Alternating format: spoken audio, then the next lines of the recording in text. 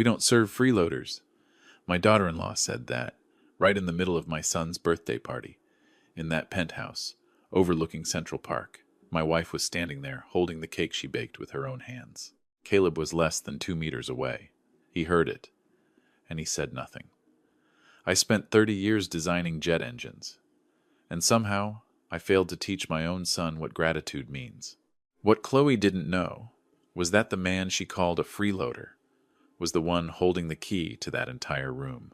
If you're listening to this story somewhere in the world, take a moment to subscribe to the channel and leave a comment telling me where you're listening from. I've always believed every one of us carries a story behind our silence. And that night, in the penthouse overlooking Central Park, my story was only just beginning. That penthouse was so bright that night, I felt like nothing could hide. Floor-to-ceiling glass reflected the chandelier and the thin champagne flutes in every guest's hand. Beyond the windows, Central Park lay quiet, darker, almost like another world that had nothing to do with this one. Tara and I arrived 10 minutes early. She wore her dark blue dress, the one she had the sleeves altered on last year. I wore my old ash gray suit, the same one I used to wear to engineering board meetings before I retired. We didn't stand out, and maybe, in some eyes, we weren't supposed to be there at all. Caleb came out after a staff member announced we had arrived. He gave me a light hug, the kind a busy man gives, not a son. With Tara, he just touched her shoulder. "Glad you could make it," he said, his eyes already drifting back to a group of partners near the window. Tara smiled. She always smiles first, as if gentleness can fill any silence. The cake she brought was carefully wrapped in a white box. Apple cinnamon, the kind Caleb used to ask for every birthday when he still lived at home. I told her they surely had a custom cake ordered from some famous patisserie in Manhattan. She only said, "He still likes mine." I knew she didn't mean the flavor. She meant the memory. About 20 minutes later, when the room was full, Tara found a small corner table near the open kitchen and set the box down. Chloe saw her. She walked over faster than necessary. Her heels struck the marble floor. Steady, deliberate. I was close enough to hear. "What's this?" she asked. Not really a question. "A cake for Caleb," Tara said gently. "I made it this afternoon." Chloe opened the box. Her eyes swept over the neatly layered apples on top. She gave a small laugh. Not a happy one. "We already ordered a cake from a patisserie on the Upper East Side. There's a certain standard here." She turned to a server. "Take this downstairs. Don't let it appear on the table," Tara said softly. "It's all right. I just thought he might like it." Chloe didn't look at her. "We don't serve personal items like that here. Everything has to fit the image." The image. I heard that word clearly. I used to work in an industry where a product's image could determine contracts worth hundreds of millions of dollars. But I had never seen anyone use image to erase sincerity. Tara pulled her hands back as the server carried the box away. She didn't stop him, didn't argue. She just stood there, a second longer than usual. I stepped beside her. "It's fine," she said before I could speak. But I knew it wasn't. The music shifted to a faster rhythm. The laughter grew thicker. Caleb was already raising his glass with his partners. He talked about a new marketing campaign, about growth speed, about the different mindset of our generation. Our generation. I'd heard that phrase at recent family dinners, as if there were an invisible line between us. On one side, the past. On the other, the present. And the past should quietly step aside. When Tara moved toward Caleb to give him his gift, Chloe stepped in front of her. She smiled at the guests behind her, then lowered her voice just enough for those nearby to hear. "We don't serve freeloaders. This is a place for people who create value." I had heard the words before, but hearing them again, in that polished room, they felt heavier. Tara straightened her back. She didn't bow her head, didn't step back. She simply looked at Chloe with a calmness that even surprised me. Caleb lifted his champagne flute and clinked it with a man in an expensive black suit. He turned his face away. I couldn't tell if that was avoidance or a choice. In that moment, I saw a simple paradox. This penthouse had been built on decisions Tara and I made quietly many years ago. Yet in this room, we were treated like uninvited guests. A few people nearby began whispering. No one intervened. In Manhattan, people usually side with whoever controls the room. I placed my hand on Tara's back. She was steady, no trembling, no rush. "I'm all right," she whispered. I looked around. The paintings on the walls, the Italian leather sofas, the custom-built bar. Everything spoke of success. But I wondered, how many people here knew where the true foundation of that success began? There was something in the way Chloe looked at us that told me, this wasn't just about a cake. I spent my life reading technical blueprints. When I studied a structure, I always looked for the main load-bearing point. Once you understand that, you understand the entire system. That night, I began to ask myself, if the real source of support were quietly removed, would any of this still stand? Tara tightened her grip on her old purse, a purse Chloe would probably call outdated. I knew what was inside wasn't just money. And I also knew this party, with all its lights and laughter, was about to enter a different phase. Just not yet. I learned something in all my years as an engineer. When a system runs too smoothly, it usually means someone has been covering the cracks underneath. That night, between the music and the congratulations, I started to see those cracks. Tara stood beside me. She wasn't looking at Caleb anymore. Her eyes moved quietly across the room, the way she used to observe her classroom. Not to judge, just to understand. I found myself thinking back 10 years. When Caleb called and said he wanted to stand on his own feet in New York, he had a bold marketing idea. A few friends willing to join him, but no capital. The bank declined. Too risky. Venture funds wanted controlling equity. That night, Tara was the one who asked me to take my old patent files out of the safe. 30 years of research on fuel-efficient engines. Some of those patents still held commercial value. I had planned to keep them as part of my legacy. But when your son says he needs a chance, legacy becomes negotiable. I leveraged them as collateral. We never told Caleb the full amount. We simply said, Mom and Dad have some savings. That some savings was enough for the down payment on this penthouse, and enough to fund his company's first 2 years of operation. I never mentioned it again over the past decade, not because I forgot, but because I believed that one day he would understand on his own. Maybe I was wrong. A group near the bar was discussing Caleb's plan to expand to the West Coast. A silver-haired man said quietly, if the next funding round falls through, they'll have to restructure. Restructure, a polite word for shrinking. I caught fragments of conversation. Cash flow was tight. Spending on image had exceeded projections. They believed that with their current social standing, investors would keep pouring money in. I looked at Caleb. He was laughing loudly, shoulders straight, eyes confident. He didn't know that most of his current credit line didn't come from investors, but from a secured account under Tara's name. The family trust was set up after I sold part of the licensing rights to my patents. Tara was the primary beneficiary. Caleb was only an authorized dependent user, with specific conditions. The trust retained the right to review or withdraw support in cases of serious financial risk or irresponsible conduct. That clause was my idea. At the time, I thought I was simply being cautious. I never imagined I might have to use it. A sharper-than-usual laugh cut through my thoughts. Chloe was telling her friends about their future plans for the parents. We're looking for somewhere quieter for them, she said lightly, as if discussing a vacation. In another state, more affordable. Older people need simpler environments. A woman asked, do they agree? Chloe shrugged. At that age, they don't need too many choices. I didn't turn to look at Tara. I was afraid if I did, I might see something in her eyes that would shake my calm. But she heard. She gently opened her purse. The movement was small. No one noticed, except me. Inside that old purse was a slim black card. No flashy logo, just a subtle engraving. Centurion. Cardholder name, Tara Whitmore. Chloe had often shown off her own exclusive card to friends, but hers was only a supplementary card, linked to a corporate account. Tara had never used hers here. She didn't pull it out immediately. She simply let her fingers rest against its edge, as if confirming it was still there. I understood that gesture. Not to boast, not to retaliate, but to remind herself that her worth did not depend on what someone had just said. I walked slowly to the bar and asked for a glass of water. The bartender looked at me a little longer than usual. You're... he began. I'm the host's father, I said. He nodded, but his expression shifted slightly. Then I remembered the building manager here had once worked on an airport renovation project I consulted on years ago. The world isn't as large as people think. Back beside Tara, I asked softly, Did you hear what they said? She nodded. I did. How do you feel? She looked toward the glass wall where city lights shimmered in reflection. Do you remember when Caleb lost that scholarship? She asked.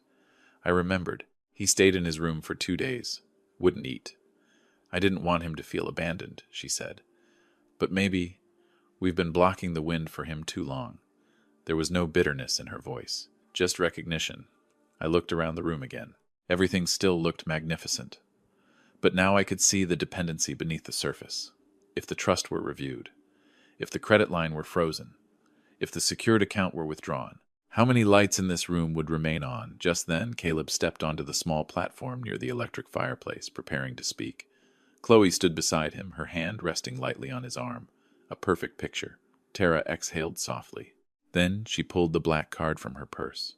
The chandelier light reflected across its surface, only for a brief moment. But I saw Chloe's eyes shift when she glanced over. The smile on her lips paused. Not gone, but disrupted. Like music missing a beat. Some people recognize power the moment they see it, even when it isn't displayed. I placed my hand on Tara's shoulder. Maybe, I said quietly, the real party is just beginning. Caleb began his speech with numbers. Double-digit growth, expanding market share, familiar phrases I used to hear in board meetings.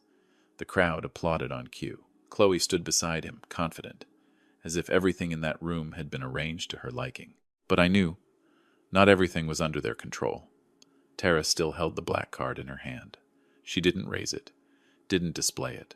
She simply turned it gently between her fingers, like someone thinking. I leaned closer.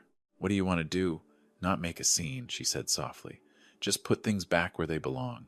The way she said where they belong, I knew she had made up her mind. Caleb ended his speech by thanking those who believed and stood with us. He didn't mention us. I wasn't surprised. I simply noted it. Moments later, Chloe walked to the bar and asked them to open another special bottle of champagne. No limits tonight, she said loudly, making sure a few guests heard. The server smiled professionally and brought out the wireless payment device. Chloe handed over her card. A very small pause. The machine made a dry sound. Transaction declined. Chloe frowned. Try again. The server did. Same result. I saw Caleb turn back. His smile faded. Is there a problem? Probably the network, Chloe said quickly, but her eyes were no longer steady. Tara stepped forward, not rushing, not interrupting. Let me, she said gently. Chloe turned irritation and caution mixed together. That's not necessary. Tara didn't argue. She simply handed her black card to the server. I watched Chloe's face as the server took it. That wasn't ordinary curiosity. That was recognition. The machine approved the transaction almost instantly. The server gave a slight bow. Thank you, ma'am. A few nearby guests began to notice. Not because of the amount, but because something invisible had shifted in the air. Chloe forced a smile. Must have been a technical issue. I decided it was time for more than a transaction. I walked toward the building manager near the entrance. He recognized me before I spoke. Mr. Whitmore, he nodded. It's been a while. It has, I said. I need to confirm a few details regarding the lease on this unit. He understood immediately this wasn't small talk. We stepped aside. The Penthouse lease had been signed under a legal entity, backed by the family trust. Caleb was the authorized occupant. An addendum allowed the guarantor to review usage rights in case of financial risk or structural asset changes.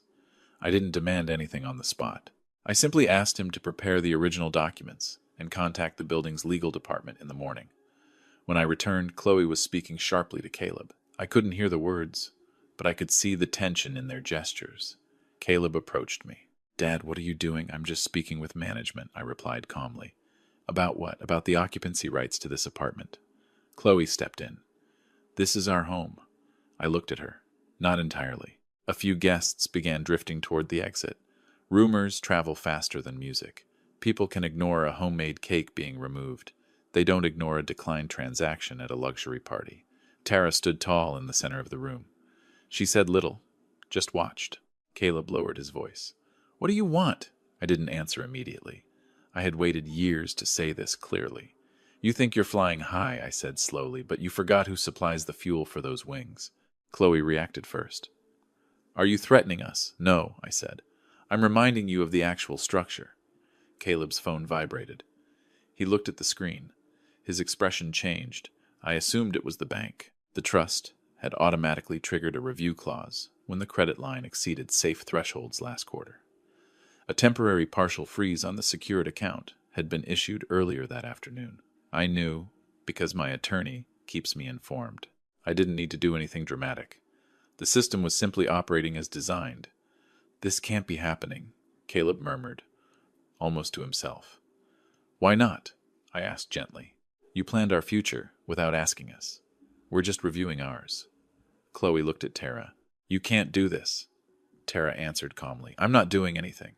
I'm only reviewing what belongs to me. The room was no longer a party. It had become a place of waiting to see what might fall next. I looked at Caleb. For the first time that night, there was something different in his eyes. Not confidence. Doubt. Dad, he said quietly. Can we talk privately? I nodded. But before we could step away, the elevator doors opened behind us. I had told my attorney to come only if necessary. Perhaps it was necessary now. The elevator doors opened softly. No drama, but the sound was enough to make a few guests turn. 2 attorneys stepped out. I had known them for years. They didn't carry tension, only slim leather folders neatly closed. Caleb looked at me. Dad, you called them? I asked them to be available if certain matters needed clarification, I said. Tonight, it seems they do. The air in the room shifted. The music was still playing, but no one was listening anymore. Mr. Harris, the senior attorney, stepped toward me. He didn't look at Caleb first. He looked at me, waiting for final confirmation. I nodded. He opened the folder. Under Addendum Number 3 of the Whitmore Family Trust, he said, evenly, the guarantor reserves the right to suspend or withdraw financial backing in the event of serious risk or conduct detrimental to shared assets. Chloe cut in. This is a party. What are you even talking about? Harris didn't react to her tone. A review notice was issued earlier. Tonight we are here to deliver formal documentation terminating the trust's guarantee on this residential agreement. Caleb stepped back half a pace. Terminate. What does that mean? I answered for him. It means this penthouse is no longer backed by the trust. Your right to occupy it will conclude under the terms you signed. Chloe shook her head. That's impossible. We've invested in this place. Our reputation. Reputation, I repeated calmly, does not replace legal structure. Harris handed the documents to Caleb.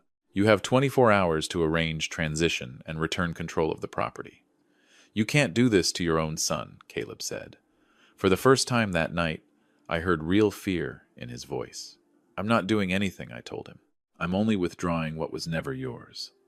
Silence spread across the room. A few more guests slipped out.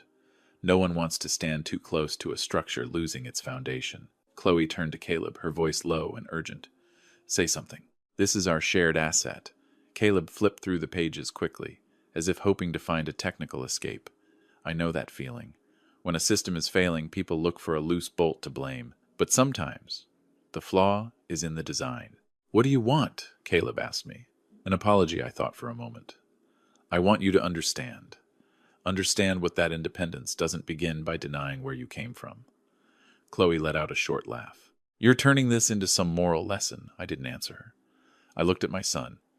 Do you know what Chloe said tonight? About relocating us, I asked. Caleb blinked. Relocating? What are you talking about? Chloe turned sharply. I was discussing a better option for them. Better for who, I asked. Caleb looked at her, then at me. Another crack. You said we needed to free up suburban assets to reinvest, Chloe said quickly. I said consider it, Caleb replied. Not decide. So now you're blaming me, she snapped, her composure slipping. I remained still. I didn't need to intervene. Truth has a way of moving on its own. Under pressure, Chloe spoke faster. Careless. If I hadn't pushed you, you'd still be a mid-level executive. I built your image. I arranged everything. And arranged an exit plan for yourself, I asked quietly. Her eyes sharpened. What are you implying I'm not implying? I said. I received an audit report. There have been personal transfers into a separate account, funds unrelated to company operations. Caleb looked at her. What account? She hesitated. Too long to be nothing. That's a reserve fund, she said, in case things go wrong. In case of what Caleb asked. In case you're not strong enough to hold it together, she replied, almost without thinking. The room went completely still. I didn't feel satisfaction, only a cold confirmation that my concerns hadn't been imagined. Caleb sank onto the edge of the sofa, hands in his hair. The confident executive was gone. In front of me was just a young man realizing the ground beneath him wasn't as solid as he believed. Dad, he said more quietly, is there any way to fix this? I took my time before answering. Yes, I said, but not with money. Chloe gave a faint, bitter smile. You think an apology solves this? No, I replied. Real change does. And real change doesn't begin in this penthouse. Harris closed the folder. We'll coordinate with management to complete the process tomorrow. I nodded. Tara stepped beside me. She didn't speak to Caleb or Chloe. She simply looked at them once more. No anger, no contempt, just the gaze of someone who fully understands her own worth. I turned to my son. I'm not closing the door on your life, I said slowly. I'm only closing the door you thought was yours. Then I took Tara's hand. Let's go home, she said softly. And this time, I didn't look back. The elevator doors closed behind us. The sound wasn't loud, but it felt like a period at the end of a long sentence. Tara still held my hand. Her palm was warm, steady. I watched the numbers on the panel decrease, from the top floor down to ground level. I've spent a lifetime managing controlled descents. What matters isn't how fast you come down, it's whether you keep your balance. When the doors opened into the main lobby, New York City was moving as if nothing had happened. Cars passed. Traffic lights changed. People hurried toward the subway. No one knew that high above them, ownership of a structure had just shifted. We stepped outside. Neither of us spoke for the first few minutes. Finally, Tara asked, Do you feel lighter? I thought about it. I feel clearer. She nodded. Me too. The next morning, the paperwork moved quickly. The trust formally withdrew its guarantee. The penthouse was placed into transfer under previously signed provisions. No public dispute, no shouting, just signatures, and accounts adjusted. Caleb called twice that day. I didn't answer right away, not to punish him, but because any conversation then would have been ruled by panic. That evening I called back. His voice was lower than usual. Dad, I read all the documents. I know. I didn't realize how much depended on it. You didn't ask. Silence. I was wrong, he said at last. I didn't respond immediately. I waited to see whether that sentence carried weight or reflex. I thought independence meant separating from you and Mom, he continued. But I was just standing on the foundation you built. I heard him exhale. Not the sound of someone who lost property. The sound of someone who lost an illusion. Chloe left, he added. I wasn't surprised. Relationships built on advantage rarely survive when the advantage shifts. I'll find a smaller place, Caleb said, and restructure the company myself. If there's still a chance, there's always a chance, I told him. But this time, you supply your own fuel. We didn't talk about the penthouse again. A month later, the transfer was complete. The recovered funds from the property and liquidated shares did not return to my account, or Tara's. We sat with our attorneys and signed a different set of papers. The Whitmore Education Fund was established. Its purpose supports students with engineering talent who lack financial means. No publicity campaign, no buildings named after us, just scholarships. Small laboratories equipped properly. Opportunities that might otherwise be missed. Tara added one more clause. Every scholarship recipient would be paired with a mentor in the field. Not just money, but direction. I agreed. That's real investment, she said. We returned to our old house in the suburbs. The wooden porch faded with time, maple trees in the yard turning red each autumn. In the afternoons, I sit in my usual chair and watch Tara water the plants. No crystal chandeliers, no floor-to-ceiling glass, but a quiet I had almost forgotten. Caleb came to visit 2 weeks later, alone. He sat across from us without gifts, without long explanations. I want to start over, he said. Tara poured him tea, the way she had for years. I looked at my son, not a marketing executive, not the owner of a penthouse. Just a man learning again what value means. There's nothing wrong with starting over, I told him. As long as you understand why you're starting. He nodded. We never spoke about that night again. There was no need. Some events aren't meant to be remembered forever. They exist to adjust direction. Tonight, as I write this, I don't feel victorious. And I don't feel bitter. I simply understand something more clearly. A person's worth is not defined by where they stand, but by how they treat the people who help them stand there. If you've ever been diminished by someone you love, remember this. Don't shrink yourself to fit at a table where you aren't respected. Build your own table, and when you can, invite those who deserve a seat. If this story made you reflect, consider subscribing to the channel, leaving a like, and sharing it with someone who may need to hear it. Not to defend me, but to remind each other that kindness is never weakness. And self-respect is not arrogance. It's a necessary boundary.